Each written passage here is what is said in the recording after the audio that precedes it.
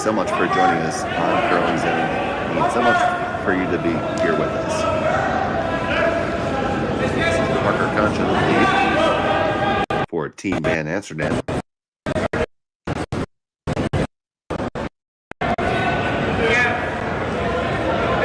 Around their first guard and made the lightweight takeout. Epping stone. McMillan to pop and flop out the center.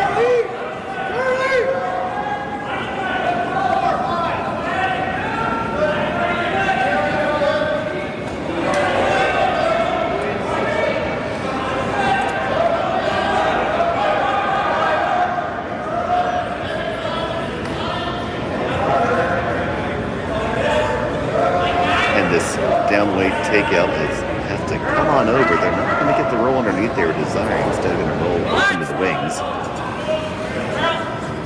And Sean Joyce and Sean, Team Van Amsterdam, Evan's been having a great start to the season, don't you think? They have. So is the Epping team, for that matter. But that particular shot, it's so key to stay because you roll out there, they're coming around that guard. So, yeah, you're right. They didn't get the roll they were looking for, but it keeps play away from that center guard, and there's a lot of cat and mouse in these opening ends. But yeah, both of these teams have had good starts to the season, and looking to continue it here.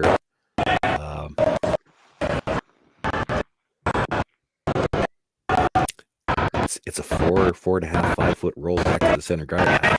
Nobody's going to want to be in a hurry to try it. You try it, and you get halfway there, you just make it easier for your opposition. So he'll probably try to nose hit this one more time, but then Van Amsterdam will be in a situation where he's got to roll towards the middle or he won't be in the house. Yeah, like you said, cat and mouse. Indeed. It is. So Horgan, both of the Horgan boys playing with John this year. Yeah, I'd have to look it up. This is at least the second year of this lineup, might even be the third. Although they juggle sure, around, yeah, they've had to juggle around a little bit. I think they have to set up and playing. Yeah, the results definitely dictate that. Now, we'll be able to stay on the rings again with just a small roll. Yeah, this is where this becomes tricky. You got to be biting the rings, and it's the same for both teams. You got to be biting the rings, but you don't want to roll close enough to that center guard that you tempt your opposition to try to hit and roll in behind cover.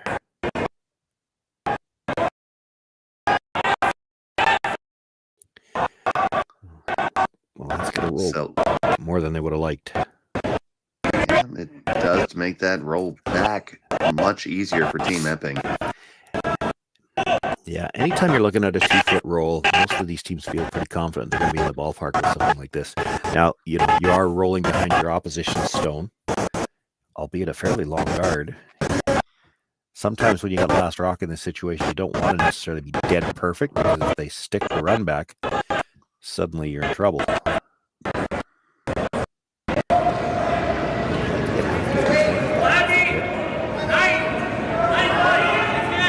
So the second from Tanner. Gets just a little bit better than edge on edge, but definitely an opportunity for yellow rush here. Didn't overthrow that at all. There's not a lot of curl there. You've done a couple of games already. I just did one earlier. I haven't seen the ice here. Certainly looks like on any kind of outlet, it's only just firm side back. It's running very strong. And we've had plenty of room to curl draw to that point. I think that might have overpowered that just a touch. Yeah, that one went on. That was more weight than the previous time. Still quite harder. Might be a fine line there. They're off the miss and see. Likely just looking to roll open here.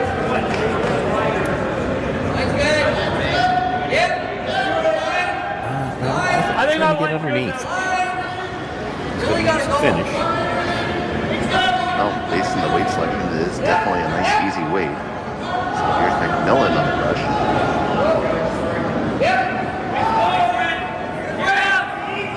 guard, no problem. Now Oregon's going to try to walk it over. They get it, they walk it, and that's pretty well done. And again, just look at that rock through the back. That's just barely. If it's more than halfway, it doesn't by much. And he just barely got to the inside of that. This is where it's going to be getting as much curl on these platinum hits as Jeremy got on his first. See what the second one.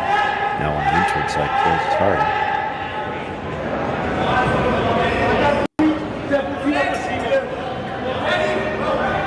I think this one's just a little bit warm. Parker's on it right away to try to walk it over. A little bit happy in the line, holding it straight. Plenty of room past the guard.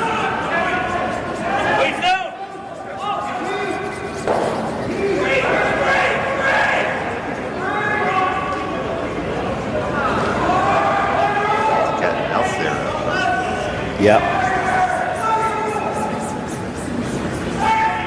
Now if you were to make the hit and roll it here, teammate yesterday, might be tempted to come around everything. That's probably why he's indicating just hit it right on the nose. That's all right.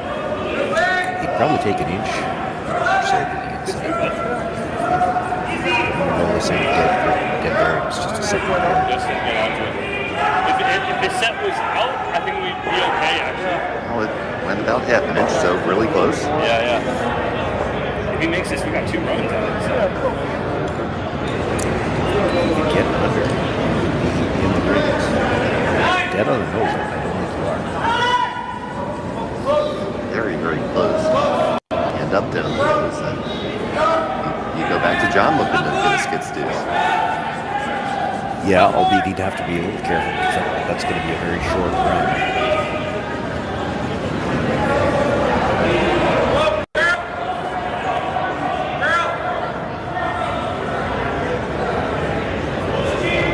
This is one I think we either get it on the nose and have it available for a short run, or in this case for having to walk dead under half of it. Now it's a staggered.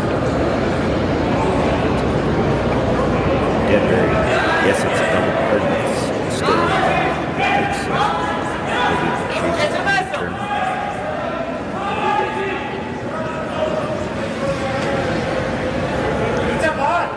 So hard on the car for Parker here. They're going to hit and roll open to the nibbling rings.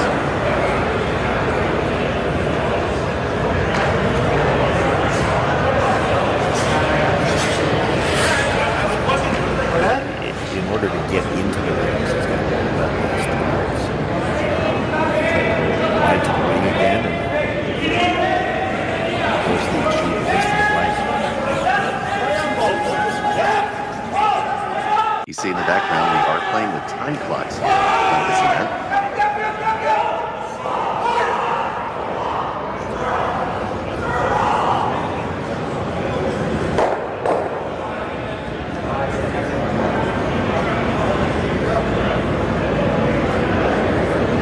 First and 2 for the skipper.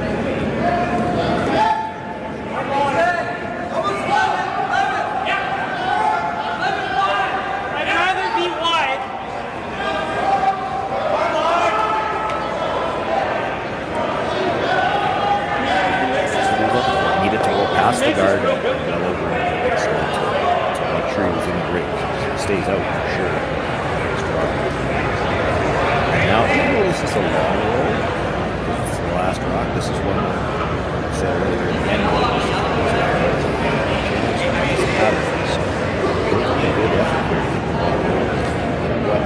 I like being aggressive. If they happen to roll out, so it's probably not like be aggressive.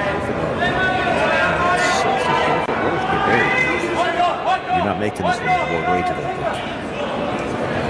Top 8, top 4. Top 4. See very little ice being taken. It'll be interesting to see how much curl we get at Moore Wave. It's not going to be coming with a ton.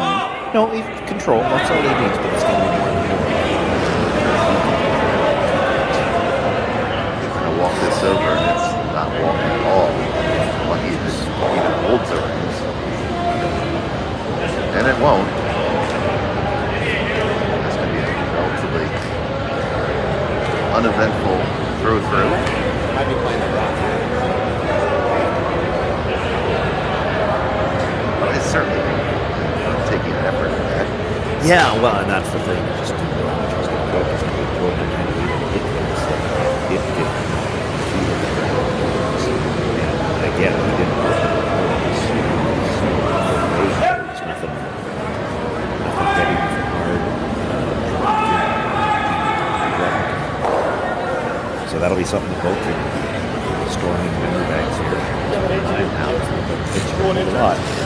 Yep, and here they are trying to see what the inside out does and through the house and sails. I think we'll have the hammer when we come back in too after this.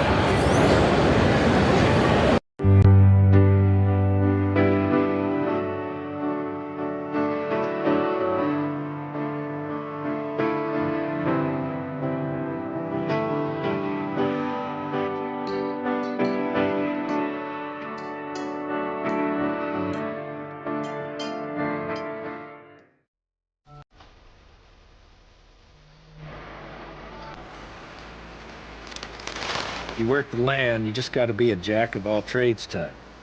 There's just too much to do. So if you got to be a welder, or a farmer, or a ditch digger, that's just who you are that day.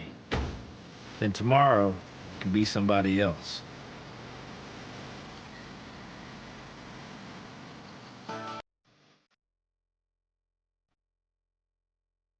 Hey Ben, what's the Aztec Safety online e-learning website again? Yeah, that would be aztecsafety.com. Fire extinguisher and firefighting, we'll send that one to Paul. Ah, now here's a course I should probably take. Conflict resolution. Power line safety. Yeah, I thought it might help me with my line calls. Did you know this Aztec website has over 100 safety courses? Jeez. Aztec Safety online course. Ground disturbance. Could have used that a few seconds ago.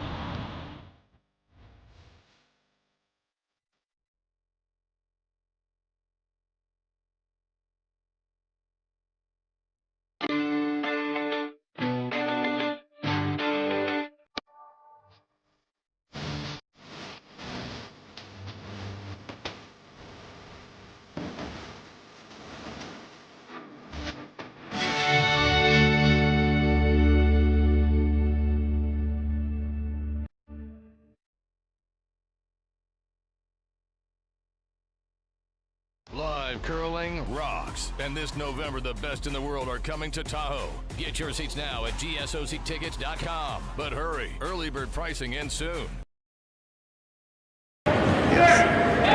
And welcome back to Ste.Marie. It's Henderson Metals Classic brought to you by Kioti Tractors of Ontario. The blank in the first, Epping still has a hammer. And Sean, we talked to Edmonton. It's been a good compilation of time for Team Epping. Yeah, they've had a very good start to the season as well. Had some good, strong results, and I can't help but wonder if they bring this up, because hopefully we're through all the issues with the brooms and everything, but this particular team was at the center of a lot of the controversy last year with the foam, and you can't help but wonder if that didn't help, because I think you're right. I think last year was their first year together, but you just wonder if that brought them together, because it was kind of them against the world type of thing, and there certainly is an argument to be made that they were being ganged up on at a couple of events, because they were the one team that had the broom sponsor that was with the especially aggressive foam, let's call it that. So it just seemed like through the season, it seemed like it helped them. That it was an us against the world type of thing, and you can imagine how that helps a team gel in a hurry, because they certainly have done that. Did a good run last year with playdowns as well. Okay. Now that certainly can help a team gel. I mean, you see that in pretty much every sport. You get that underdog mentality, and everybody just kind of bands together, and it really just helps.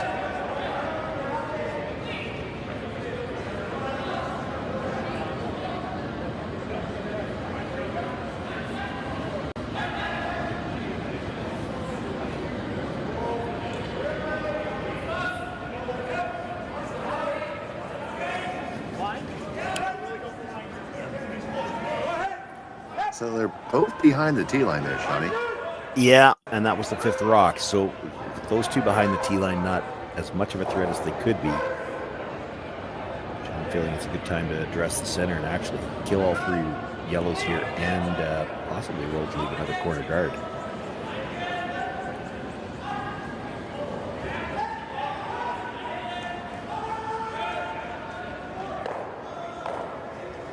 And there they go. 1, 2, 3 are now gone. Great shot.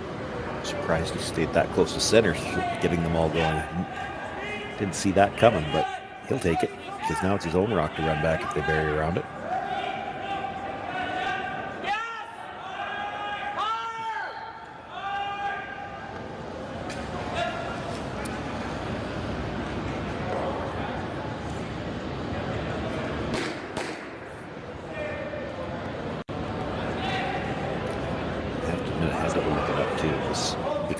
I remember calling some of the games, but the Stu Sells Toronto tanker was the one that Epping won over this year.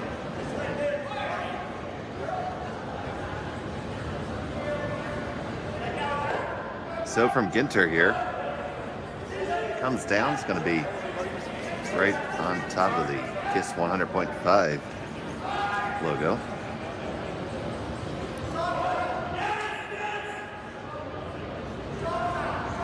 This will be interesting. There's definitely room through the port to get there. These are the types of shots that last in. They just didn't look like they were moving a ton.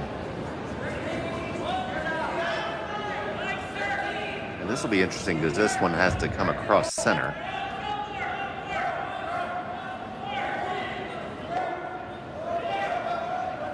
A little in-out on the release. That'll hold it for a bit.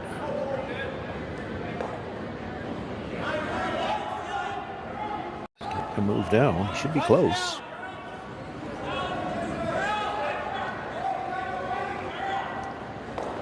And away it goes.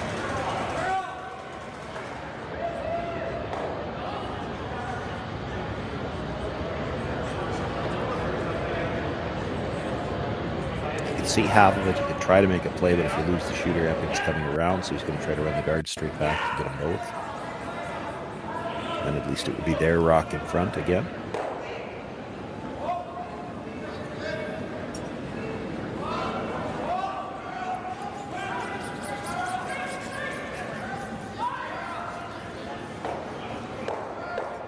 On the one, push back, and oh, that's a that's unfortunate roll. Yeah, it pushed it right in behind the other guard. Like the one reason that you're playing that is if something gets buried around it, it's your own rock to run back. And he ends up putting it behind Epping's guard. See, John's just going to look to split the rings and 4-7 to make a decision. Are you going to concede us the opportunity to 2? In which case he just goes after the open. And if you try to go after shot rock and something goes wrong, you open up the possibility of 3 or more, though.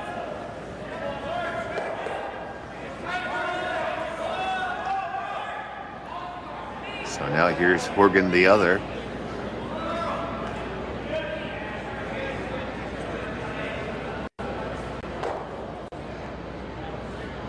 Jake Horgan.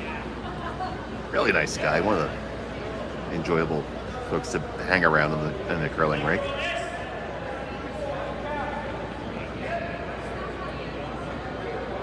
They're going to drag it down. Really important to try to get it even or deeper, and they do. It does take the double out, so decision time for Evan. Yeah, I thought he'd hit it for sure for a couple. Like you try to nose hit it a few times and walk it up in the rings, and then you might have some going to hit and roll off of it to be shot rock behind cover. I think if he hit and roll to the 4-foot from where he is now,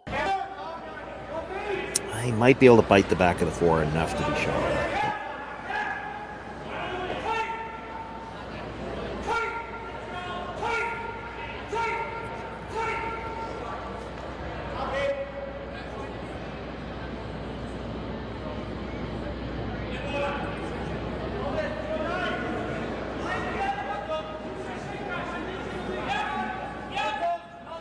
A little further out than we've been with any rocks thus far.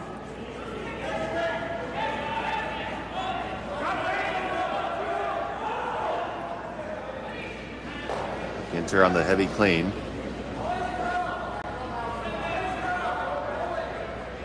hit. Important to hang on here. It does.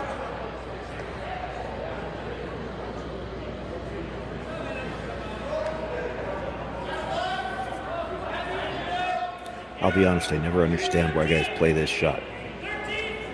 You brought the first one behind the tee line for a reason. They nose hit it. You can freeze here.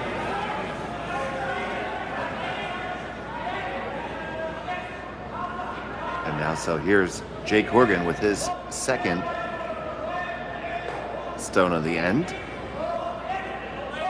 This is kind of what Evan wants you to do. Walk this up in the ring so that he can play hit and roll into the middle off of it eventually.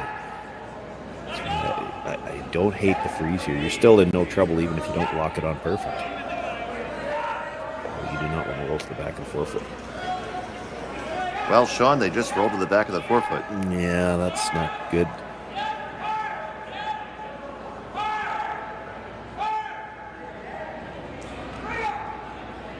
It's not even good if he buries it, because if he buries it, Evan just comes down and freezes to the top of it, and he can't get it out. He's got a chance to take your end away here. It did stay enough open, and he's going to have to play a hit on it. Right, a very quiet hit. Yeah, they are lining up for the really quiet wave here, Sean.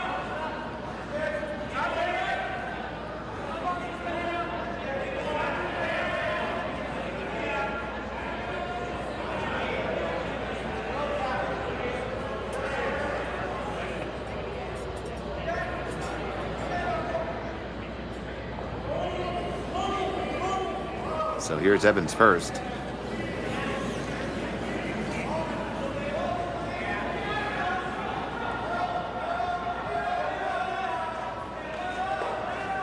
Now Parker's going to try to walk it over. This has a long way to walk. Yeah, even to touch it.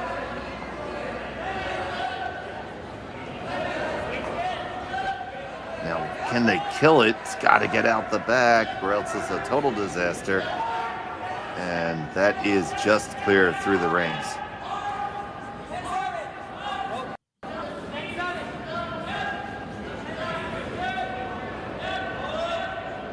Decision time for Epping. His first thought was to come around. The problem is you make a double wide target for Evan to run the yellow back into. It's hard to imagine him missing both green stones. And if he happens to hit it perfect, you're going to be forced to a tough shot for one. You go to the open side again and just take your deuce. I'm a little surprised they didn't look at trying to come to the face of the rolling.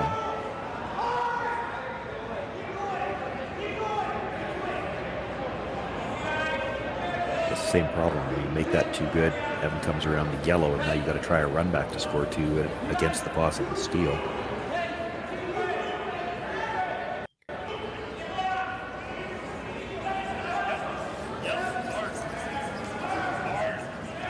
To your previous point, you're not taking a lot of ice by the standards that we would usually say. Yeah. Just the edge of the 8 foot. Yeah, and he seemed to indicate top 4. You could go top 4, or you could go top 12 if you thought you could vary it top 12. I'm just not sure you can on this ice right now. He doesn't want to be dead beside the other green, because then it's a run back double to Ste.Marie.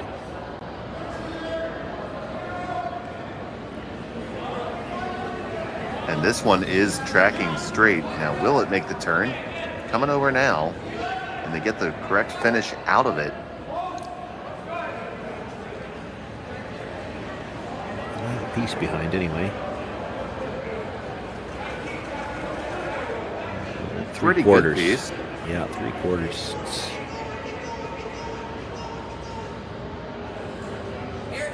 So as we said before, decision time again. Yeah, I think Evan's got to play a run. It's just, are you going to try to play the run double, which would be, to hit the first green and still catch the second one? You got to catch the first one very thin. There is room, if you're very unlucky, to put the yellow right between the greens. So he's got to make sure he makes contact when he runs it back. Or you could try the more or less straight back, just run it onto the stone that's just delivered, and it still could stay buried behind the two greens on the right side as we look at Jeremy in the house. It's not an either or, because it's so much different at point of contact. You have to make a clear decision which shot you're playing. Now they're looking at the freeze on shot stone too. That's not horrible. It's a tough deuce if you make that. It's not an easy Yeah. shot. Absolutely. Now, if the ice was breaking a little bit more, you'd actually try maybe the little tap back if you could get to the nose, but it's just not enough swing for that, I don't think, Sean. It doesn't look like it here. Now, the other thing is we're only in the second end.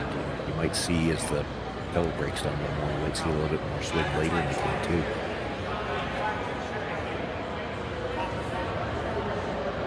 So key shot early here for Edmonton and Amsterdam. He's looking at 2 stones that belong to John Epping.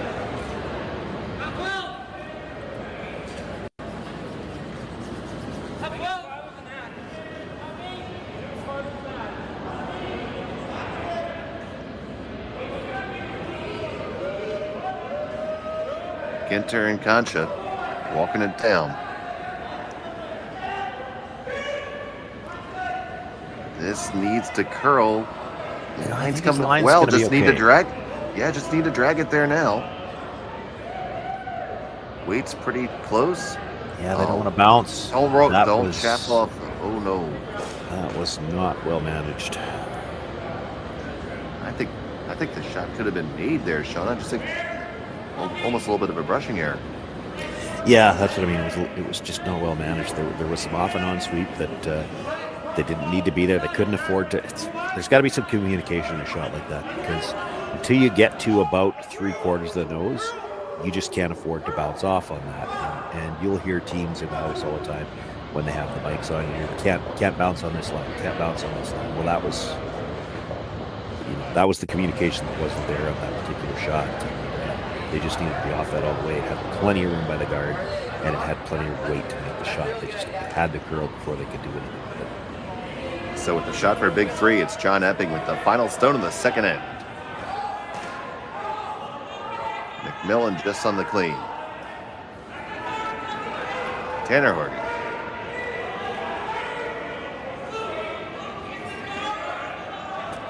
Like it, just needs to get there with enough weight now. Does it have enough weight? Yeah, yes, to get it does. very far. And that's a score at 3 for John Epping. He jumps out to the lead. And Amsterdam will have the hammer when we come back from Sault Ste. Marie after this. Developed over a decade in collaboration with the finest ice makers this side of the Atlantic, the Pebblehead PB5 is nothing short of a triumph of sophistication and craftsmanship. Weighing less than half its lumbering copper predecessors, yet boasting 10-fold their durability, the PB5 delivers perfect, consistent ice, time after time. The PB5 by Pebbleheads.com, the apex of ice-making ingenuity for the roaring game of curling.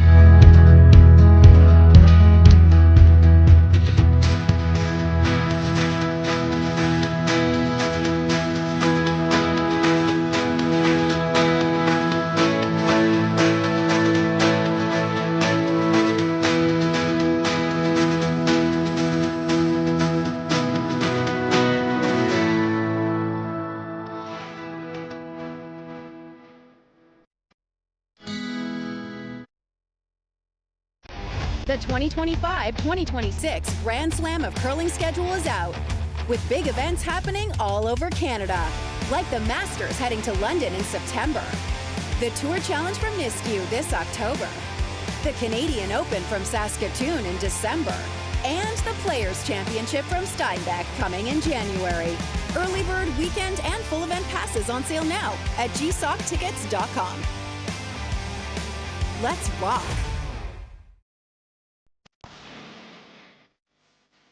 I've got this one.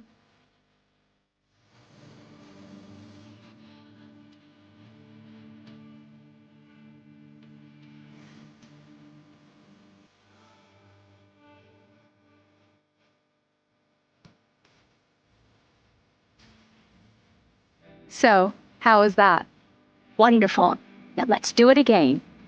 BDO Assurance, a commitment to quality. And welcome back to the Henderson's Metals Fall Classic, presented by Kioti Tractors of Ontario. Big 3 spot for John Epping in end number 2.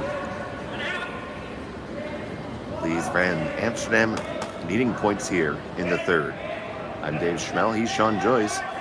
Gailey's on the production, and that was a three that just kind of snuck up on him a little bit.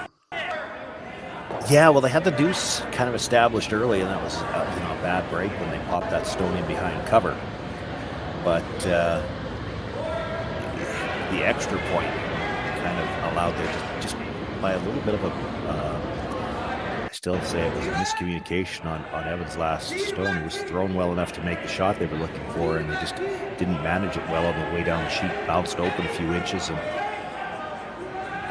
John was able to get it out. You know, if you weld that right on the corner, even if it's on the outside corner, John has a hard time even scoring two. And instead, we end up with a tricky shot just because it's so straight there, but the Epping team has done a good job early in this game throwing those soft weights to get to the nose on those stones. They're throwing just enough weight to kill a stone, and they're doing it consistently, and that's really helping them so far through this first couple of ends. They've made some delicate hits already. And that's really where the veteran experience comes in, realizing it's going to be, that's the way the game's going to have to be played.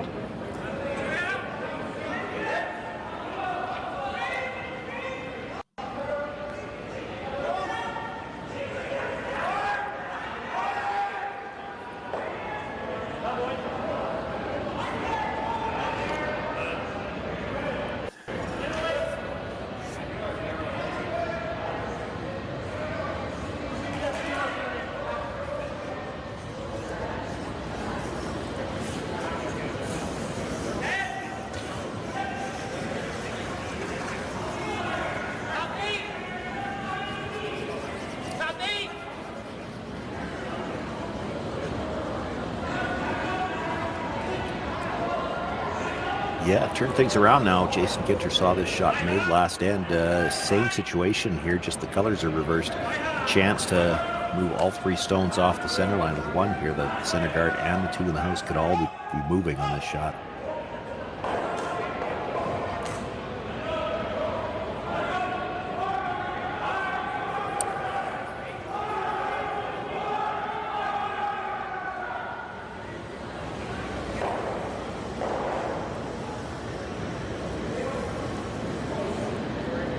Yeah, not quite as well moving as Connor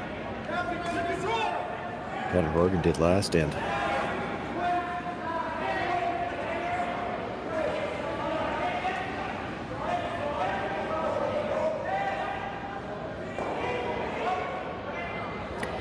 Yeah, the saving grace here for Evan is that all three of the yellows, there's nothing really staggered. He can run the two closest ones into the rings, so he'll probably make another attempt on that center one back just yet.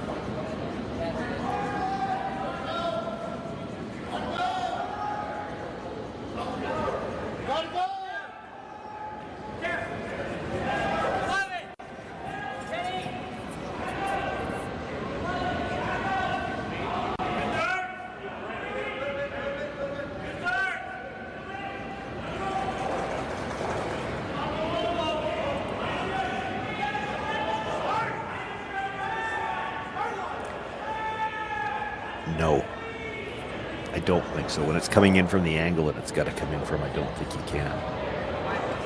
But he can certainly make contact with all three of them.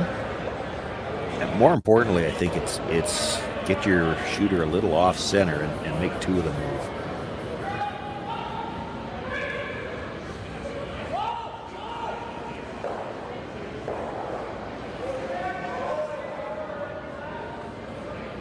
Oh, I did not think that front one would go all the way out. Boy, that's good action. And we can't hear them, but I understand that the viewers at home can hear them. I don't know what Jeremy Hardy had to say to that rock to get it out. But all he could do was stand there and talk to it because he's not allowed to sweep. It's not behind the tee line. So whatever he said, it worked.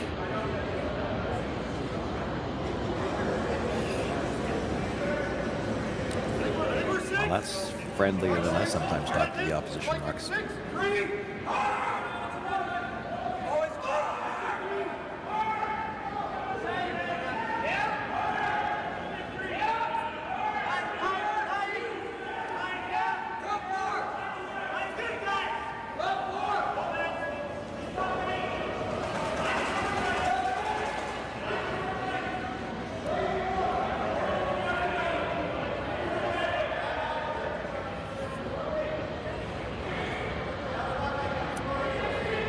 Yeah, I have to agree with whoever talked about that at the other end. They can see too much of that greenstone. They bury around it. It's a short run back. If it was a couple more inches underneath, you might think about this.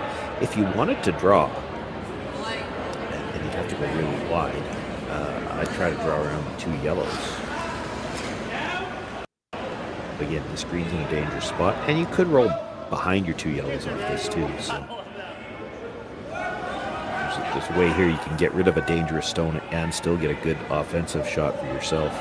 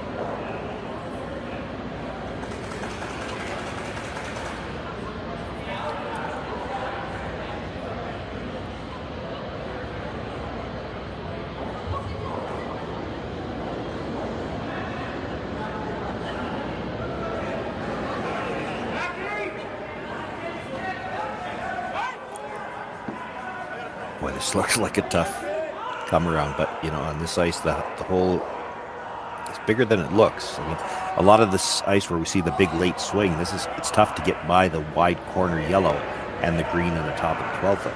I think for what we've seen here in the first couple of ends, you can get through the port. The question is, can you get enough curl to bury at the end?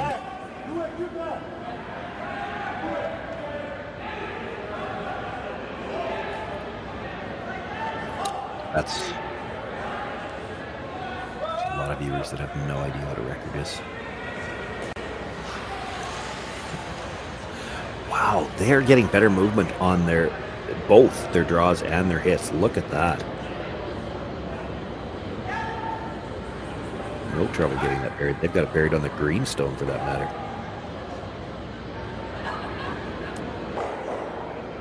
Yeah, you would think it must be. Like both teams look like they're throwing similar rotation, but you know the Epping team does look like it, and to their credit, I mean, because they play on the slam ice, they play sometimes a little bit more curl. So you kind of learn over time to have what we'll call a positive release, where that last motion's a little bit back, just to hold it out there a little bit longer. And on this ice, you know, that might be stopping them from getting the same type of finish. Subtle, but you can see it even with Johns. There's that little motion back at the end, and it will hold that stone there for a long time. You should still get curl at the end, but his line will hold a lot longer. Not so much he's still on the yellow guard.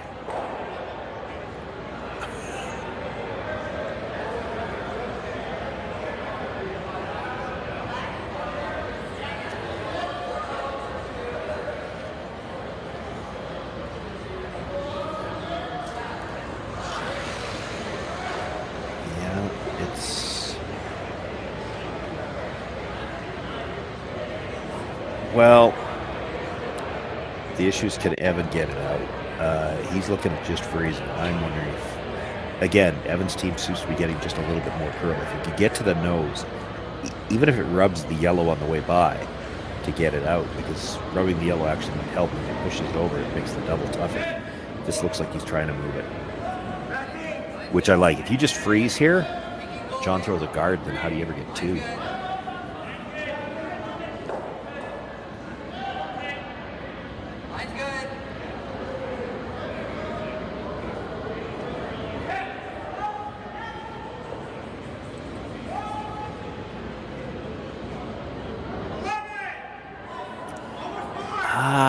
I do have a few, to be honest. Now, I haven't played any of them in years, but I still have two. Well, I have 2 old record players, and then we got one for Christmas a couple of years ago from one of our kids with a couple of classic albums, which my wife has opened hers. I didn't open mine. I'm at that point now where if you're going to give me a record, it's that's a collectible. You don't unwrap that anymore.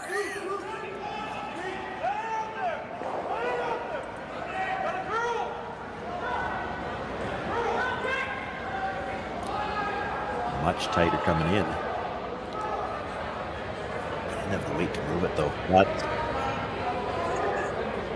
Yeah, but he just all he did was tap it up for shot. Now Epping throws the guard, and you're gonna have to play some kind of run, maybe a double run. Now, granted, it could be for 3, but I don't see what John can do other than guard the port. You can't just give him that to pick it out.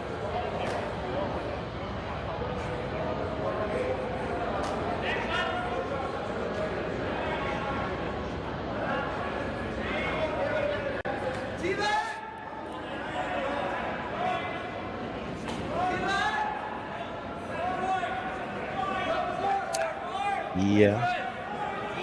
Well, I have to believe this is a guard. I mean, you could come right down and corner freeze the yellow that Evan just threw. It'll do the same thing. It'll act as the guard. And it also kind of takes away the runs. Like I'm looking at the yellow on the corner into the green. There's some risk with that, but you're not. Yeah. Well, even the straight back on the yellow on the green, on the yellow on the green could be for 3 because you're not going to throw any of them real hard. There is a chance you hit it wrong for either one of those. Well, probably more so the 2 yellows straight better on the angle back. There's a chance all you make contact with is yellow. You don't want to give up steal of 2 here. You don't have to move it a ton. You just have to hit it right.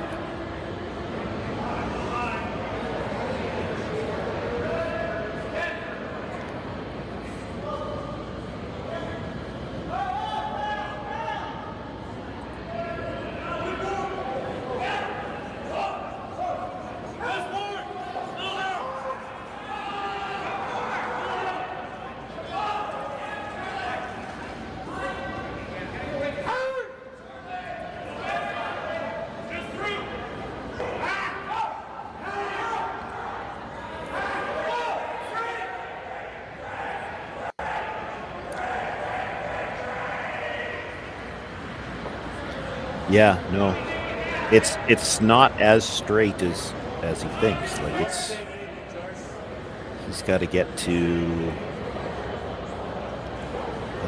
maybe 7/8. Let's say 7/8. 3/4 probably has curled too much to get 3. Anyway, it's still probably good for 2. 3/4 will drive the yellow across face of the green into yellow into green, and it should stick there. But the top green would be leading in that case.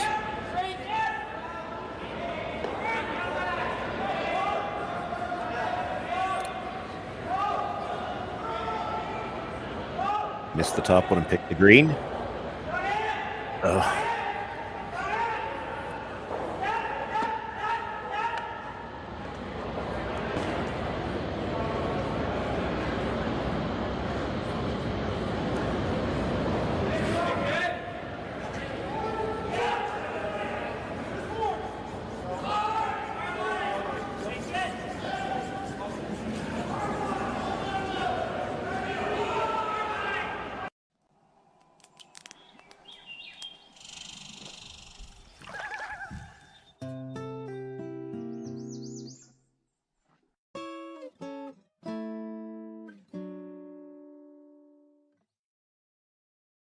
Developed over a decade in collaboration with the finest ice makers this side of the Atlantic, the Pebblehead PB5 is nothing short of a triumph of sophistication and craftsmanship.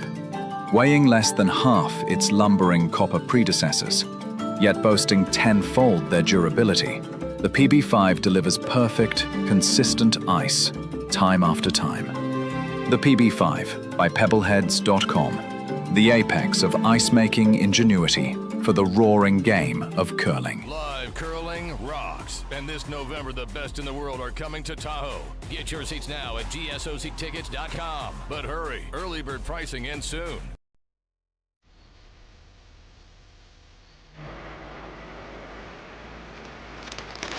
If you work the land, you just got to be a jack of all trades type. There's just too much to do. So if you got to be a welder or a farmer or a ditch digger, that's just who you are that day. Then tomorrow, you can be somebody else.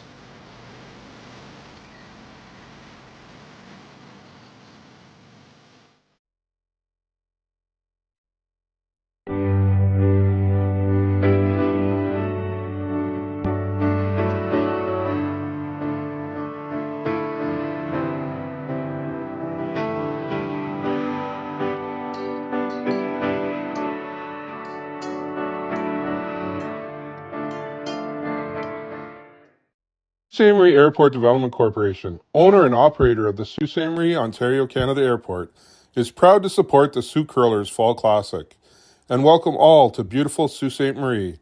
The Sault Ste. Marie Airport, go there to get anywhere.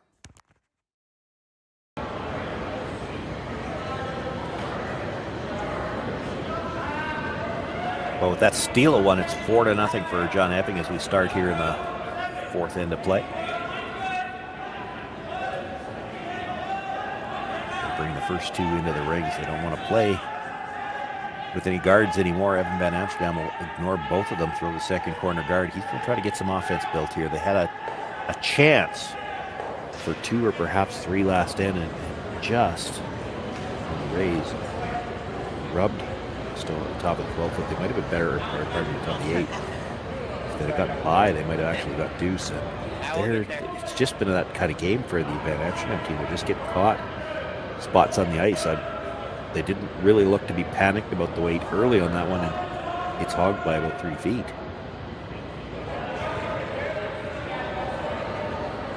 Fifth stone of the end, so John Epping still can't make a play on that one tight corner guard. He's going to ask Tanner Horgan to bring another center guard into play. This tight, though, in the 12 foot is just fine.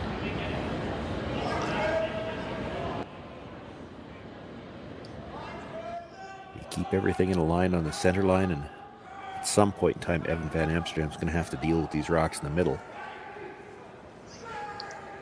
And here does come another one into the middle.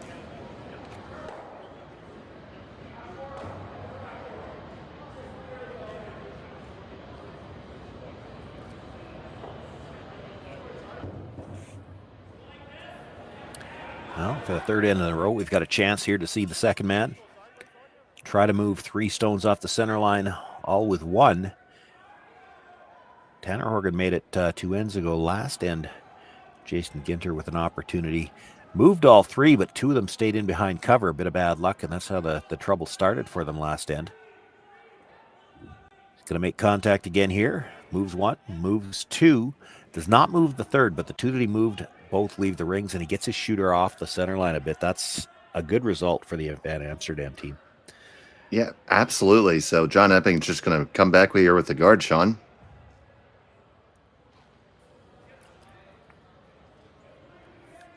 Tanner being asked to guard that shot stone again.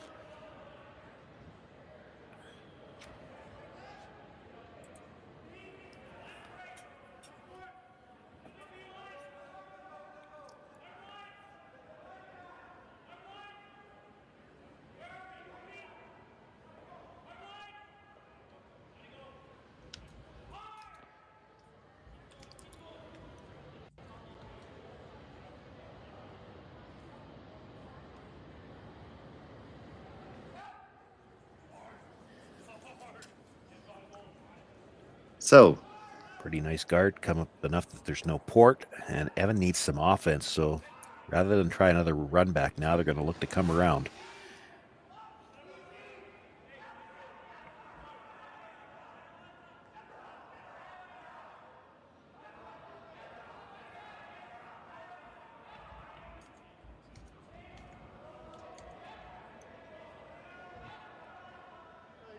And this one coming up over the hog line, trying to get past the guard. Nice line coming in. They're going to get by. Now, can they get down to the face of that other green stone? They want to be tight. They want this close enough to that green that they can use one of those yellow guards to run back. Line's really good. It's just probably a little more separation than they would have liked.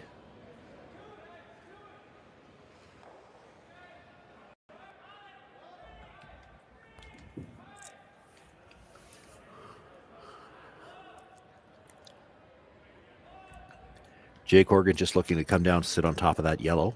This is just, you know that at some point in time, Evan's going to try to run things back. If you put a green in between the two yellows, then presumably this stone stays there, and any kind of run back's only for one.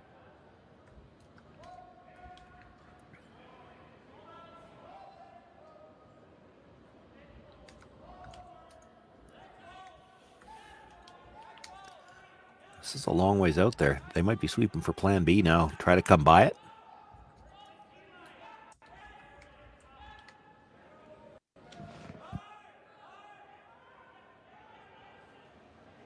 Does hang on for second shot at the back of the 4-foot. So Epping sits 2 right now. Van Amsterdam surveying the situation. You could try to freeze to the back one. That still only leaves you second shot.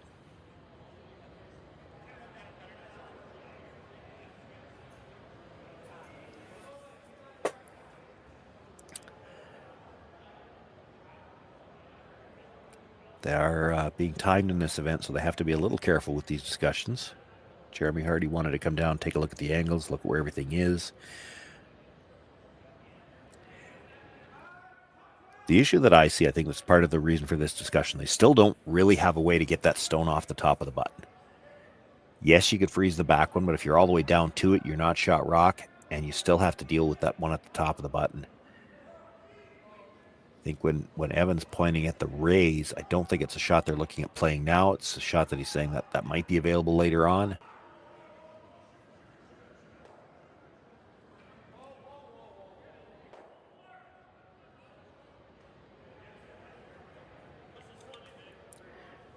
The problem is it's tough to see a good place to put even a setup shot to give yourself a better chance to get that green one out.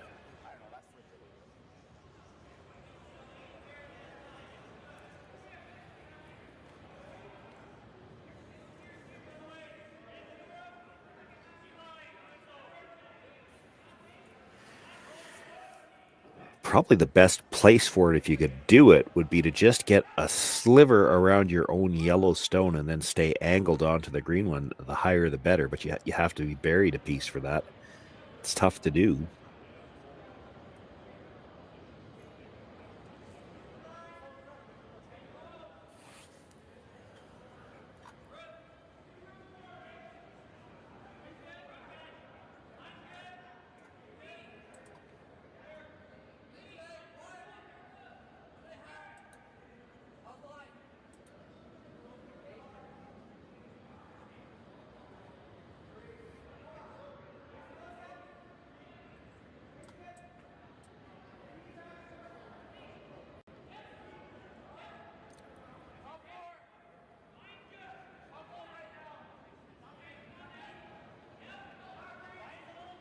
Boy, they're really going to have to go to get by the yellow. You don't want to bounce off of it. Oh, they're just going to rub. It didn't roll very far. That's not bad. It's a delicate shot for John to get to the face of that. Mind you, they have been so good at these shots early on in this game.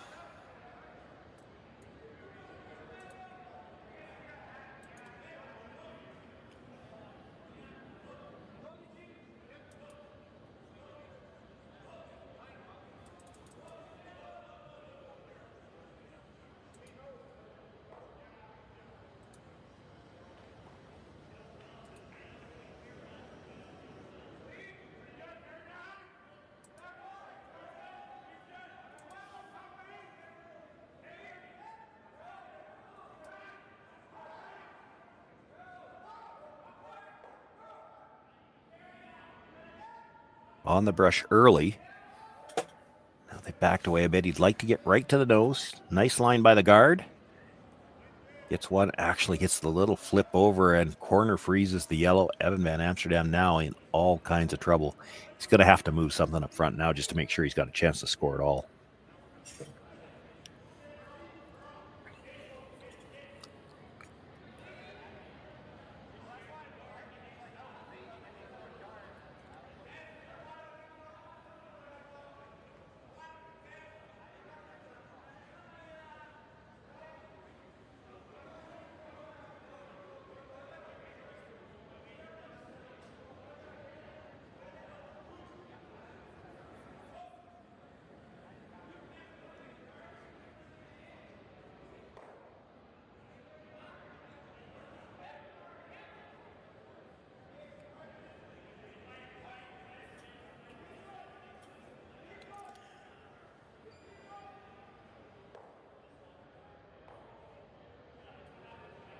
Well, he manages to pick the shot stone off the top of the button, but that still leaves Epping shot at the back 4.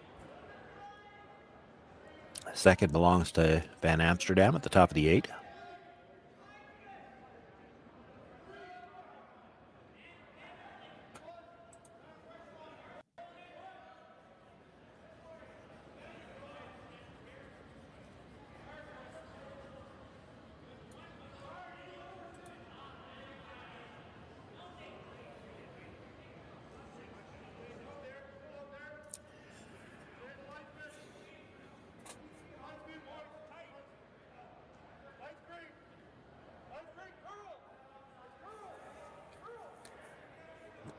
John looking at trying to come right by the 2 stones at the top of the 8, see if he can't get it into the bite of the 4.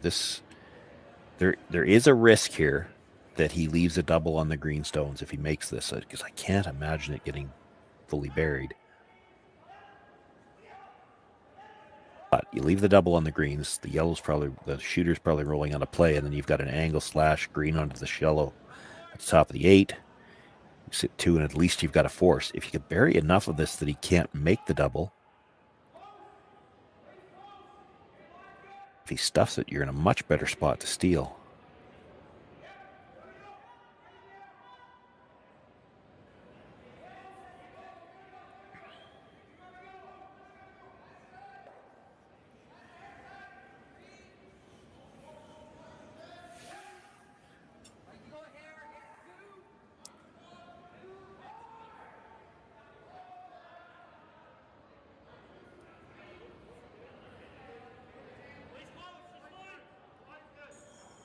Just sits on the corner of the other green. That's not bad where it is.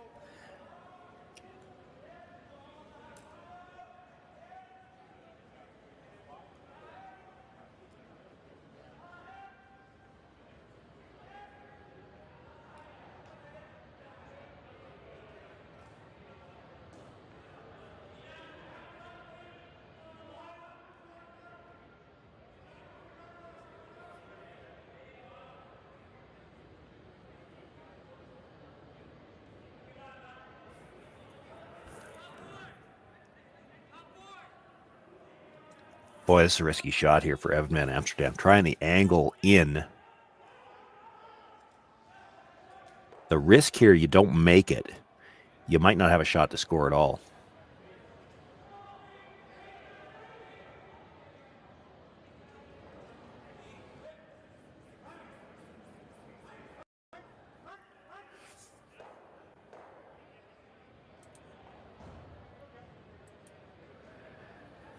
Front end wondering if they might have something on the other side. There are some options with running that other yellow in. Now, you're going to do it quieter if you're going to run it in, because you can run it into the green at the top of the 8 foot that's just on the 0 and the 100. That's not bad. You run it to the top of that yellow with quiet weight and just tap that back. You might get something there. Straight back to the side of the 4 foot's good. Even to split the yellow at the top of the 8 foot into the rings. Or into the 4 foot, pardon me.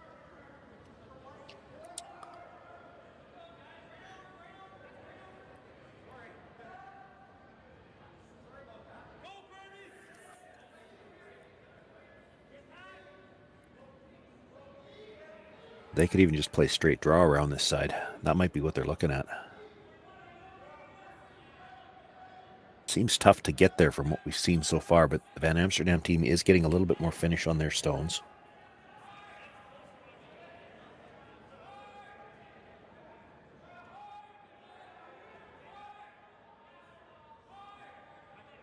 Looks like definitely with that ice, he's playing a straight draw, and even at that, it looks tight for ice to get by the guard, but it looks like a lot of ice to get where they were hoping to finish up here. They're going to need some big movement at the end.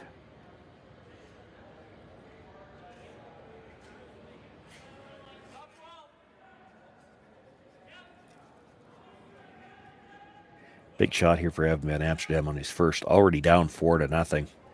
Can ill afford another steal, but Epping's got shot at the back of the 4 foot right now.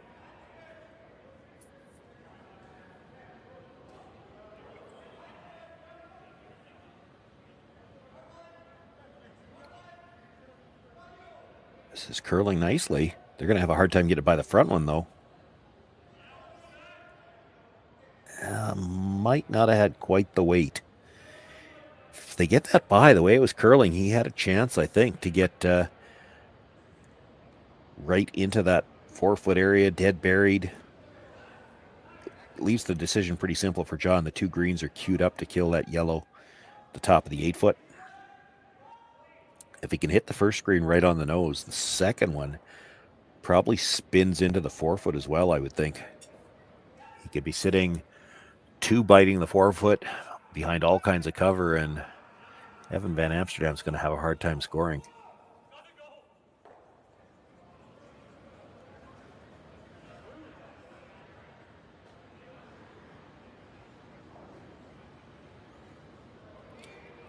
Epping with his final stone here in the 4th end. Has to throw this one a little harder than they have in the past. He's got to look to move 3 stones here. Didn't get quite back to the nose, and he does sit 4. Did he leave Evan enough room to get to that green and make the double? I don't think he did. He can get to the nose of the green, but I don't think he can stay on the high side enough to clip the second one, which means that would still be a steal one. He's looking at playing something off the yellow. You're either coming in off it or you're trying to push it into the 4-foot.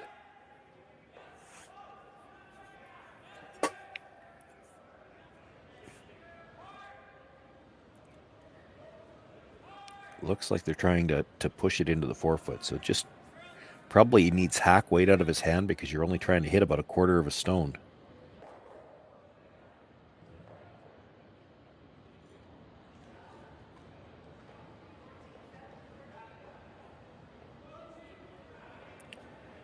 Trailing by 4, facing 4, and all he's got is this little angle tap in towards the 4-foot to try to pick up a single point, get on the board here in the 4th end.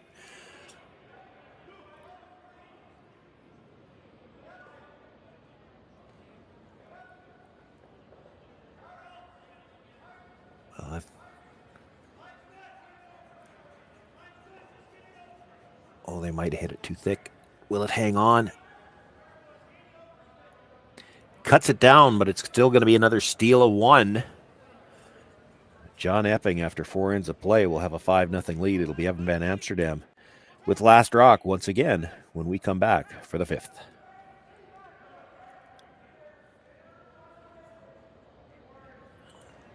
For over 20 years, the Sandra Schmirler Foundation has granted more than $9 million to hospitals across Canada for life-saving equipment for premature and critically ill babies. In the past 4 years alone, $4 million has been granted thanks to the curling community's incredible generosity.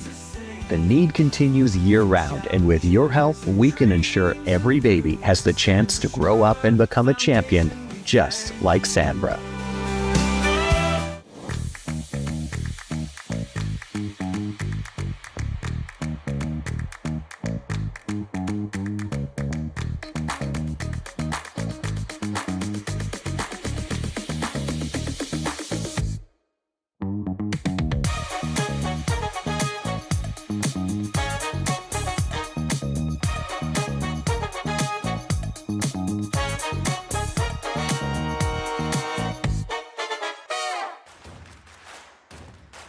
Imagine being able to stream every curling game from every sheet from any event, be it your Wednesday league game, bonspiel, or corporate event. Curling Stadium offers an all-inclusive streaming solution featuring high-quality cameras, ease of use, great reliability, and minimal installation. Offering your sponsors customizable ad space on your streamed curling games and being able to sell video packages to your corporate events for increased revenue.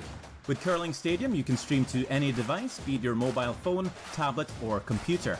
Push the feed to your desired platform, be it Facebook, YouTube, or any other social media. Curling Stadium is simply the way forward. Where it's commonplace in other sports to televise every game, we want to do the same. Curling is a global sport, and it's time it gets the coverage it needs. Make your curling club the next Curling Stadium. Welcome to the RockShop.net, the official store for the Grand Slam of curling. Whether you're looking for the best hats, stylish clothing, fun toys, or unique accessories, the Rock Shop has it all. Shop online anytime at therockshop.net for exclusive Grand Slam of curling gear, or come see us in person at your next event. Therockshop.net, where fans find their favorite curling gear.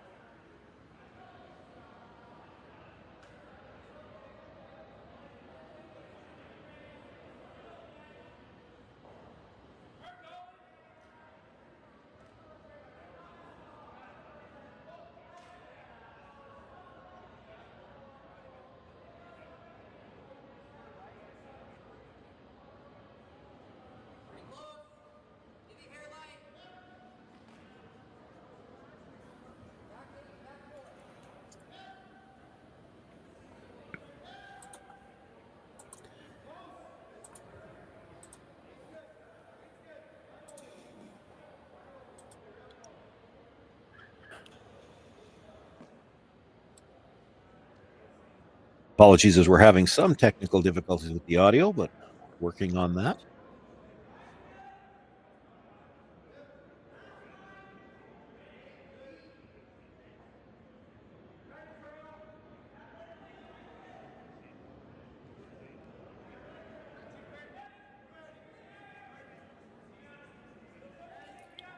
So Epping now with a 5-point lead as we play here in the fifth end. And once again, sitting two behind cover.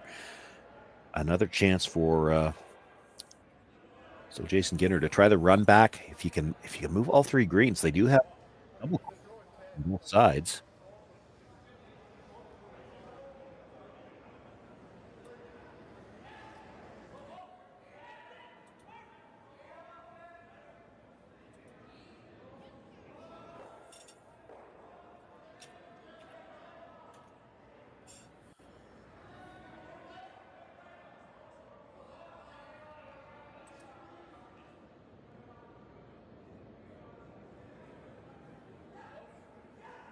Got all three of them moving this time. There's nothing in the rings, but there are 5 guards in play. Evan Van Amsterdam needs as many guards as he can get right now. Try to generate some offense, in this game.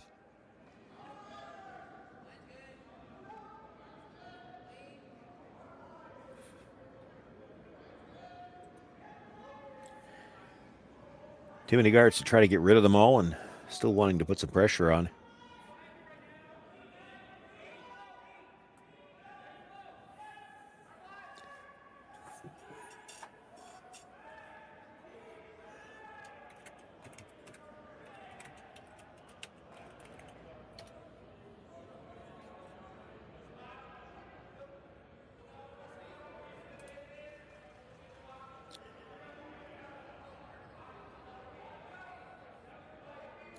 Comes to rest in the back of the 4-foot. Shot rock, but a stone that Jeremy Hardy could try to come down to.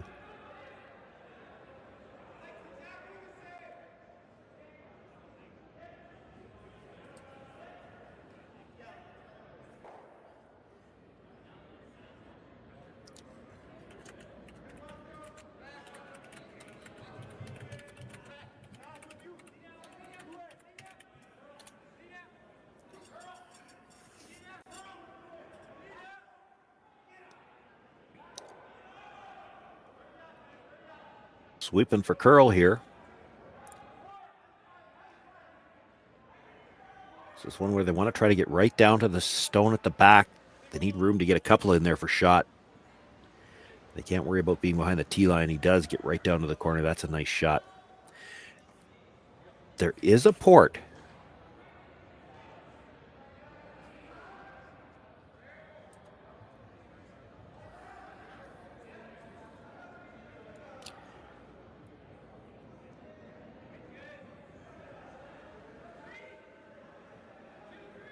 This is a tough shot, but it is there for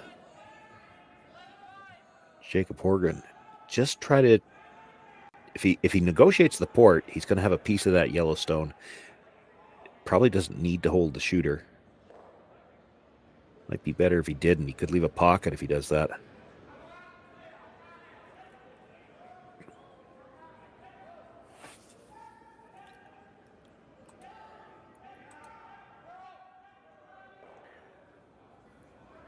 This has got to get by the outside yellow first. Just going to rub.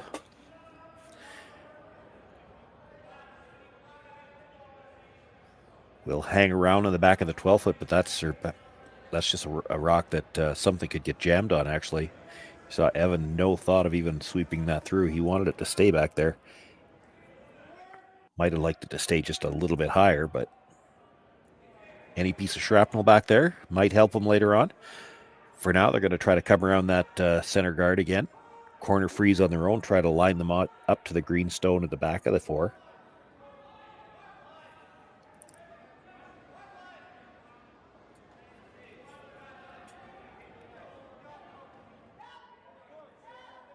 And this is going to be well short. Now they're just trying not to tap the guard off.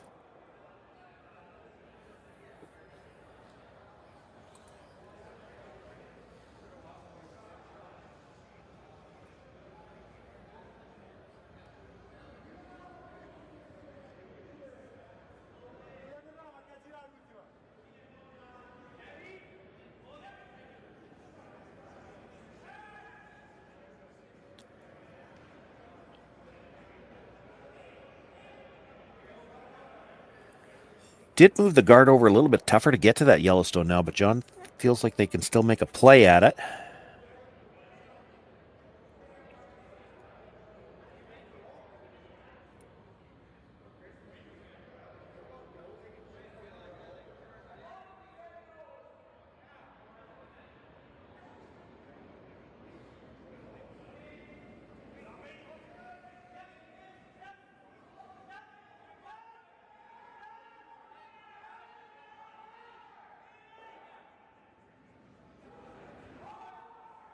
Getting better movement this time. It's a little quieter. This almost looks like maybe he's just trying to freeze on it. Can he get to the inside actually and be shot rock? He can. Wow.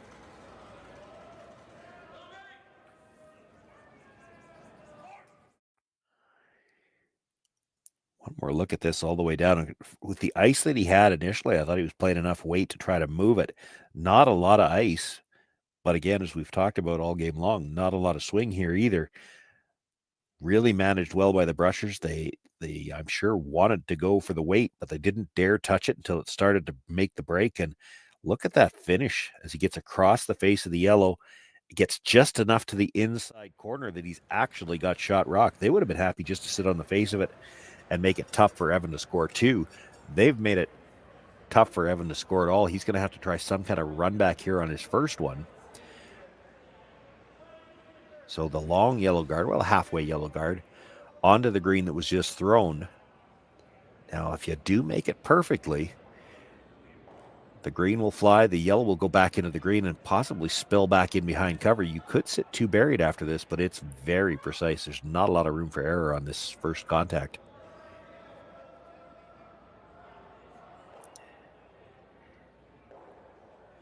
And he did hit a little bit off the line that he needed, enough to make contact with the ones in the house, but the green shot stone just spills into the button area. It's still shot rock.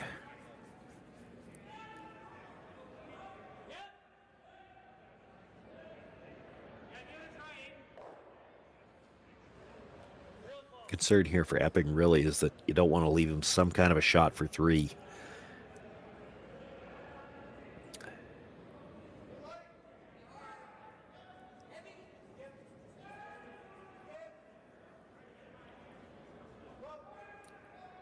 Talked about maybe playing the same shot, come down to that yellow at the back of the 4-foot again, but it could line up yellow onto green, clip the other green, and everything goes except for the yellows.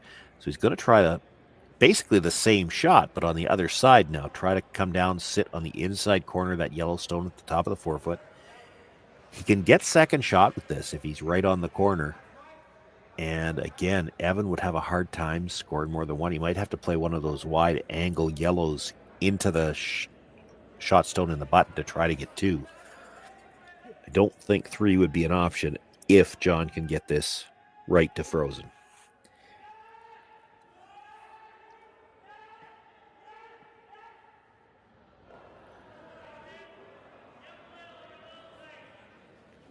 Has to get, I would think, right to the nose at least, if not to the inside. Anything on the outside might leave room to squeeze the 2 greens out, leave the yellow there, and it could be for 3.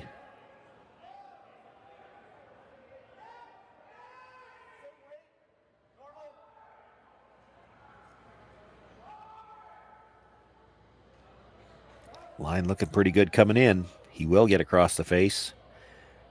Taps at a couple of inches and sits full 4-foot himself. So Epping sitting shot. Van Amsterdam's got second. The Epping stone that was just thrown is third.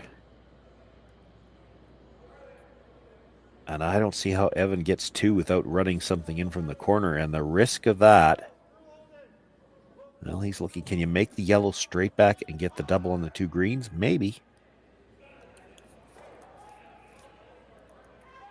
That might be your only shot for 3. Anything he's running back, there's a risk he could give up a steal of 2. But at this point in the game, I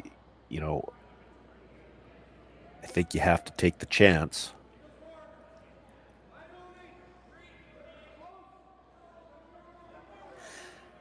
Haven't talked about it yet. This is a triple knockout event here. This A event quarterfinal action here this evening. The semis will go tomorrow. I'm seeing 7:30 p.m. local time as well. So tomorrow evening, the A semifinals, both teams looking to advance, but whoever falls in this one will have another opportunity through the B.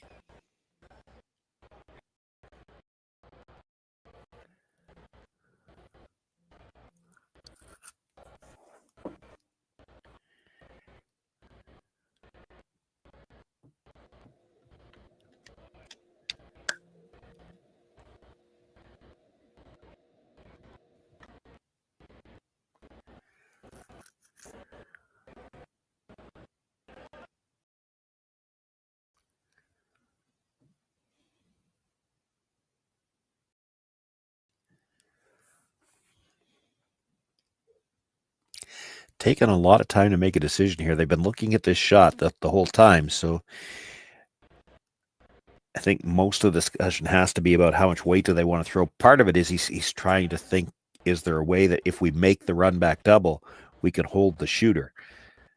So when he's running this yellow back, he's got to run it back, as we look at Jeremy in the house, he's got to run it back, hit it ever so slightly on the right side of the yellow stone to catch the left side of the green stone. The green needs to miss the yellow at the top of the button, catch the green at the back of the button. If you can make that double and hold the run back stone, it's for 3.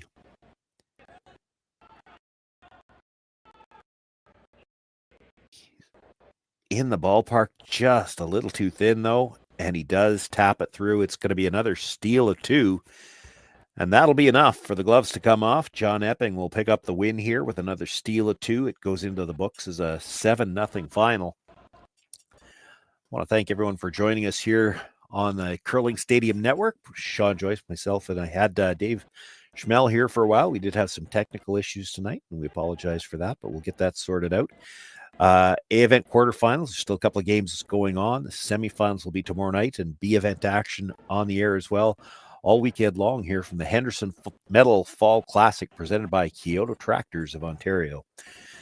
Thank you for joining us tonight, and we look forward to seeing you all the way through to Championship Sunday here from the Curling Stadium Curling Network.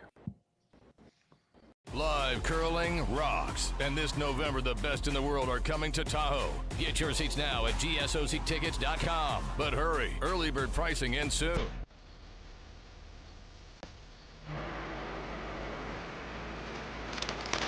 You work the land, you just got to be a jack of all trades type. There's just too much to do. So if you got to be a welder or a farmer or a ditch digger, that's just who you are that day. Then tomorrow you can be somebody else.